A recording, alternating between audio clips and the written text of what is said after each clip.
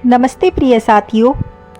यूँ तो हमारा भारत देश साधु महात्माओं तथा पीर पैगंबरों की भूमि रही है। सब जीवों के प्रति दया रखना, व किसी भी जीव जंतु को न मारना, उन्हें हानि नहीं पहुंचाना, यही रीति रही है।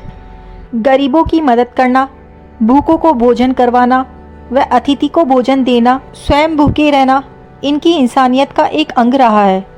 मगर ये सत्य भक्ति से अनजान शास्त्रों के विरुद्ध साधना करते आ रहे हैं। भक्ति परमेश्वर की तरफ खींचने वाली जबरदस्त कोशिश है और सच्ची लगन है। ऐसे ही भक्त सदना कसाई की आज हम कहानी सुनते हैं। जैसे गाय अपने बच्चे पर अपनी दृष्टि रखती है, बच्चा भागता है तो उसके पीछे पीछे भागती है, अन्य पशुओं से उसकी रक्षा करती है, उसी प्रकार परमपिता परमेश्वर भी अपने भक्तों के सदा साथ रहते हैं। ऐसा ही एक भक्त था सदना। सदना एक कसाई का नौकर था। हर दिन में वह 2 से 10 बकरियों, गाय, भैंसे आदि का कत्ल करता था। एक दिन परमेश्वर एक मुसलमान फकीर का भेष बनाकर सदना कसाई के पास आए। उसे सच्चा आध्यात्मिक ज्ञान प्रदान किया, जीव मारने से होने वाले पापों की जानकारी करवाई। परमेश्वर का सारा ज्ञान समझकर सदना ने दीक्षा लेने की इच्छा प्रकट की। परमेश्वर ने कहा कि पहले ये मांस काटने का कार्य छोड़ना पड़ेगा, तभी दीक्षा मिलेगी। सदना ने जिंदा परमेश्वर को अपनी समस्या बताई कि मेरा निर्वाह इसी से होता है। परमेश्वर ने कहा, आपके शहर में 100 कसाई है, अन्य हजारों व्यक्ति भी तो निर्वाह करते हैं, आप भी और कोई अन्य कार्य कर लो। सदना उसके लिए तैयार नहीं हुआ। सदना ने कहा, मुझे और कोई कार्य नहीं आता। परमेश्वर ने कहा, तो आप अब हिंसा कम कर दो, निर्धारित कर लो कि एक दिन में इतने पशुओं से ज्यादा नहीं काटूंगा। सदना कसाई इस बात पर सहमत हो गया, क्योंकि उसकी दीक्षा लेने की बहुत इच्छा थी। सदना ने जिंदा महात्मा से कहा कि मैं 100 पशुओं से अधिक नहीं काटूंगा, चाहे नौकरी ही क्यों ना छोड़नी पड़े। महात्मा जी ने कहा, ठीक है, और आपको अगर मेरे से मिलना है तो मैं जगन्नाथपुरी में रहता हूँ, वहाँ आ जाना। सदना का कुछ समय ठीक तरह से चलता रहा। एक दिन नगर में कई विवाह थे। नवाब के लड़के की भी शादी थी। उस दिन सदना ने 100 बकरे काटे और परमेश्वर का धन्यवाद किया और अपने सभी औजार धोकर साफ करके रख दिए। रात कुछ ही बीती थी कि मालिक कसाई के पास एक अन्य कसाई आया और 50 बकरे लेने की बात कही। सौदा तय हो गया। उसके खाने के लिए मालिक ने सदना को बुलाया और कहा कि एक बकरा काटकर एक व्यक्ति की सब्जी के लिए रसोई घर में भिजवा दे। सदना घबरा गया और अपना वचन खंड होने का भय सताने लगा। उसके दिमाग में एक विचार आया कि क्यों ना बकरे के अंडकोश काटकर रसोई में भेज दूं, जिससे मेरा वचन रह जाएगा जो मैंने जिंदा महात्मा को दिया था। मालिक भी खुश हो जाएगा। अब सदना ने चाकू उठाया और बकरे की तरफ अंडकोश काटने चला, तो उसी समय परमात्मा ने बकरे को बुद्धि प्रदान की, वह तत्व ज्ञान की रोशनी कर दी। बकरे ने सदना से कहा, हे सदना कसाई, यह सब नहीं, अब आप मेरी गर्दन काट लो, अंडकोश मत काटो। यह नया क्या कर रहे हो? ऐसे दुश्मनी शुरू मत करो, मैं सारी रात तड़प तड़प कर मर जाऊंगा। अगले जन्म में जब तुम बकरा बनकर आओगे और मैं कसाई बनूंगा, तो परमेश्वर के न्याय अनुसार मैं तेरे अंडकोश को काट लूंगा। यह सब सुनकर सदना के हाथ से चाकू छूटकर गिर गया। वह थरथर कांपने लगा और बेहोश होकर जमीन पर गिर गया। मालिक ने रसोई से खाना लाने के लिए आवाज लगाई।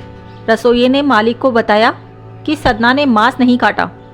मालिक कुछ नौकरों को साथ लेकर सदना के पास आया। मालिक ने कहा, हरामखोर, नमक हराम, मांस क्यों नहीं काटा?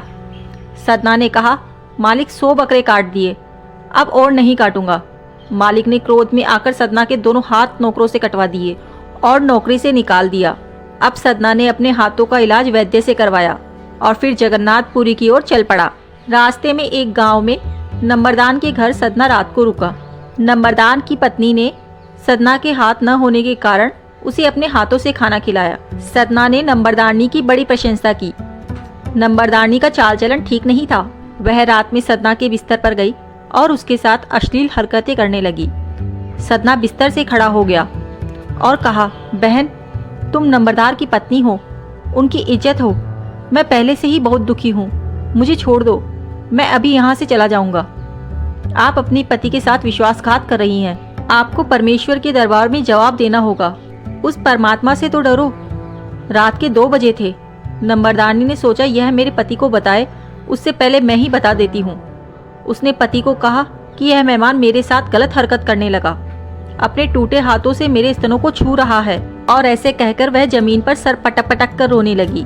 नंबरदार ने सदना से कहा, अरे नीच मूर्ख, मैंने तुझे खाना खिलाया, मेहमान बनाकर रखा, यह तूने क्या कर दिया। सदना ने अपनी बात कही, पर नंबरदार ने उसे झूठी मानी। पंचायत को भी नवाब के साथ साथ उनकी बातों पर भरोसा नहीं हुआ। अब नवाब और पंचायत ने दोनों ने मिलकर फैसला सुनाया कि सदना को जिंदा चुनवा दिया जाए, ताकि दम घुटने से उसकी मृत्यु हो जाए। और नंबरदार भी यही चाहता था। ज्यों ही कारीगरों ने उसे चुनवाया और मीनार का द्वार बंद किया, उसी समय मीनार के पत्थर ईंट आकाश में उड़ गए और एक बम विस्फोट हुआ। कुछ ईंटें तो नंबरदार के घर के आंगन के आसपास बिखर गई और कुछ ईंटें इतनी तेज गति से आई कि नंबरदारनी के स्तन ही कटकर जमीन पर गिर गए। वह दर्द से चिल्ला उठी और अपनी गलती बताने लगी। उसने स्वीकार कर लिया कि उसने झूठी कहानी सुनाई थी। नंबरदार का सारा परिवार देखने के लिए मीनार के पास आया। वहां सदना भक्त आराम से बैठा था और उसके दोनों हाथ भी ठीक हो गए थे। नगर के सभी निवासियों और नंबरदार दंपति ने अपनी गलती के लिए माफी मांगी। भक्त सदना चुपचाप वहां से चले गए। सदना वहां से चलकर जगन्नाथपुरी अपने परमेश्वर सतगुरु के पास पहुंचे। जगन्नाथपुरी में जिंदा बाबा से भक्त सदना की मुलाकात हुई। वहां सतगुरु को सदना ने सारा वृतांत सुनाया। उसने सतगुरु देव जी के नाम से दीक्षा ली और अपना कल्याण करवाया। परमेश्वर उन लोगों की हमेशा मदद करता है जो उन पर दिल से विश्वास करते हैं। तो फ्रेंड्स, उम्मीद है आपको यह कहानी पसंद आई हो। अगर आपको हमारी कहानी पसंद आई हो तो प्लीज़ मेरे चैनल को लाइक, शेयर एंड सब्सक्राइब जरूर करें। Thanks for watching.